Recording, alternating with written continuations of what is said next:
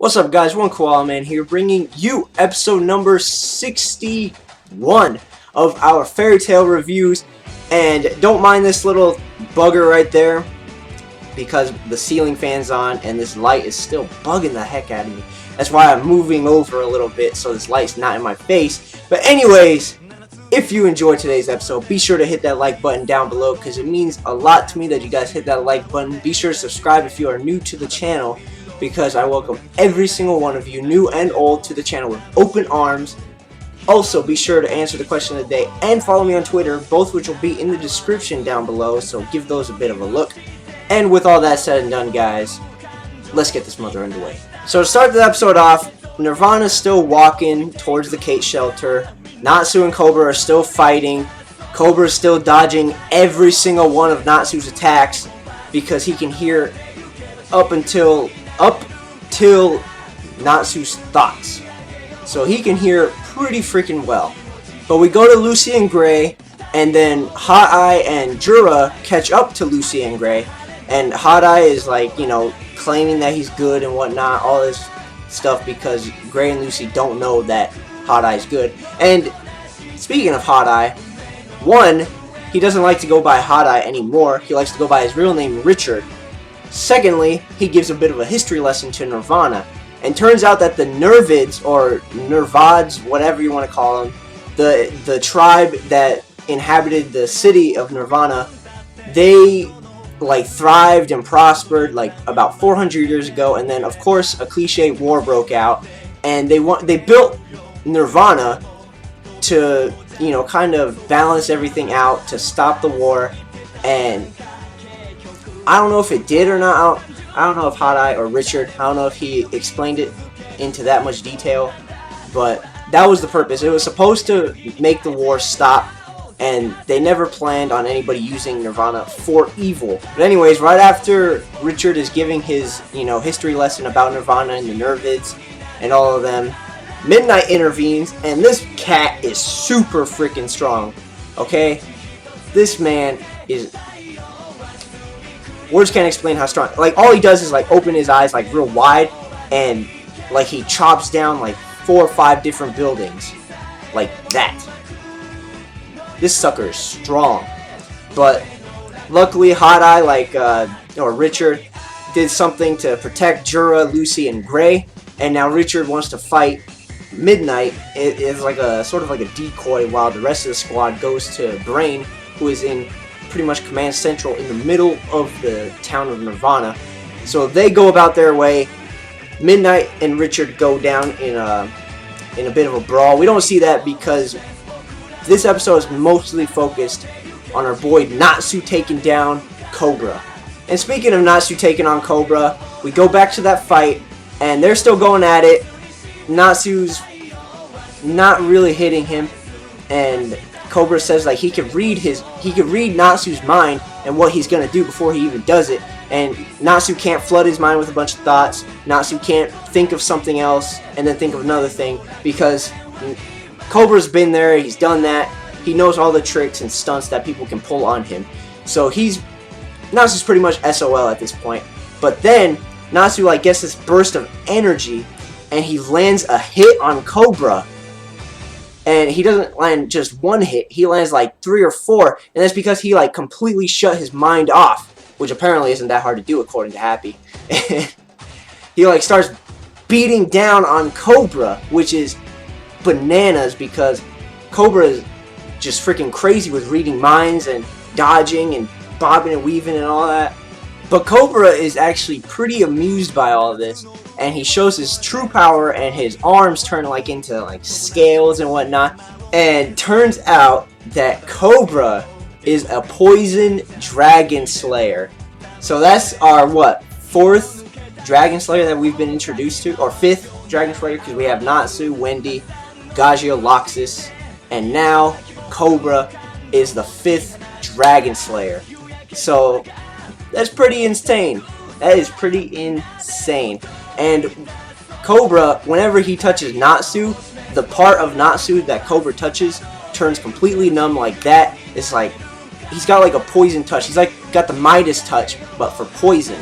And if you don't know the Midas touch, it's like every time he touches something, it turns into gold. It's crazy.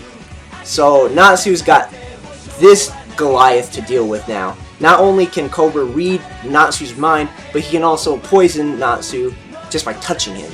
So now Cobra's really getting the upper hand on Natsu right now. And what he does is he knocks Natsu into like this giant torch, and the giant torch falls onto Natsu. And if you know Natsu, he loves fire. So like you hear this like sound of him like slurping, and he's eating all this fire from the torch, and now he's got his fire in his belly and all that. And now he starts getting a little bit of an upper hand. But I mean, it doesn't really get any better for Natsu, because Cubelios, who is Cobra's snake, like spits out this poison cloud around them, and Cobra eats the poison, and he does his own little, poison dragon roar, and he just completely like obliterates Natsu right there and stops Natsu dead in his tracks. Not literally yet. And Natsu has like these purple bags under his eyes. Happy has these purple bags under his eyes, and they're just pretty much like their life force is getting sucked out of them because of the poison. They've been poisoned to the point where like Happy can't even fly anymore. And turns out that Cobra mentions that the newer generation, which is what he is, of Dragon Slayer is way better than Natsu's older generation. And what I mean by that is like the older generation was taught by the dragons, the Dragon Slayer magic, and the newer generation Dragon Slayers were given or like have taken the Dragon Slayer ability. Like they got like a Dragon Slayer lacrima implanted in them. So Loxus is an example of a newer generation Dragon Slayer, along with Cobra. And Cobra doesn't believe that the dragons ever lived, so he's saying like real Dragon Slayer magic is dead.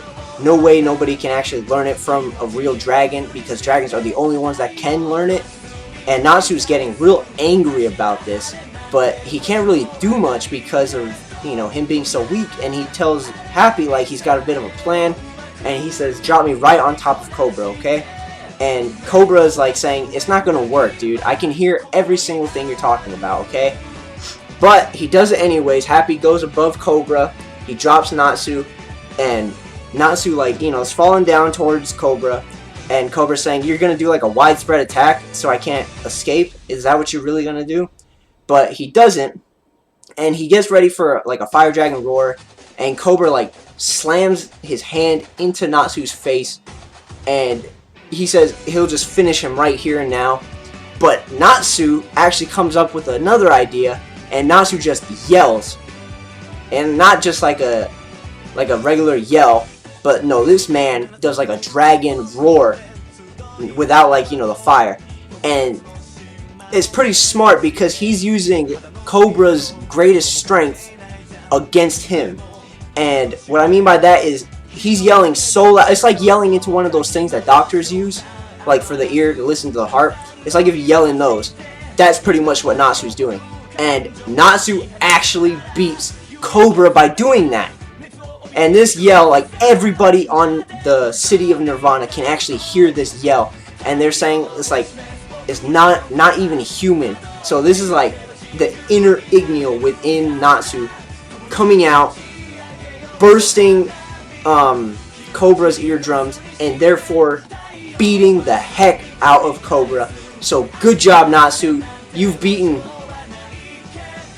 just one Arashi Seis member, but you still got a few more to go. Good job, Natsu, and that is the end of the episode of Fairy Tail.